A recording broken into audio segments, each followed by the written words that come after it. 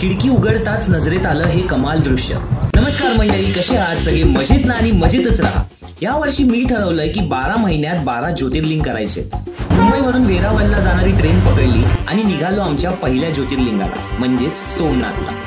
कोकण रेल्वेचा प्रवासी जेव्हा वेस्टर्न रेल्वेमध्ये ट्रॅव्हल करतो तेव्हा त्याच्या कानावर वडापावचे नाही तर जलेबी फाफडाचे संवाद ऐकू येऊ लागतात। जुनागड गेलं आणि ट्रेनचा अख्खा डब्बाच रिकामी झाला।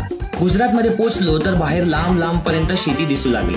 नारीच्या बागा, मोठमोठ्या होड्या आणि हवेत पसरलेला तो मच्छीचा वास एक महाराष्ट्राचीच आठवण करून देत होता।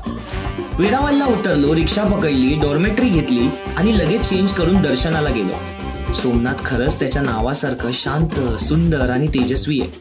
मंदिराच्या परिसरात फिरलो, सोमनाथ बीच बघितला। रात्र झाली तसा निघालो सोमनाथच्या गल्ल्या अनुभवायला। वाटेत अहिल्याबाई होळकर यांनी जीर्णोद्धार केलेलं सोमनाथाचं मूळ मंदिर दिसलं। रात्री रूमवर जाऊन आराम केला, कारण उद्या आम्हाला आमचा परतीचा प्रवास करायचा होता। पण आम्हाला कुठे ठाऊक होतं आमच्या सोबत उद्या असं काहीतरी होणार आहे। What next?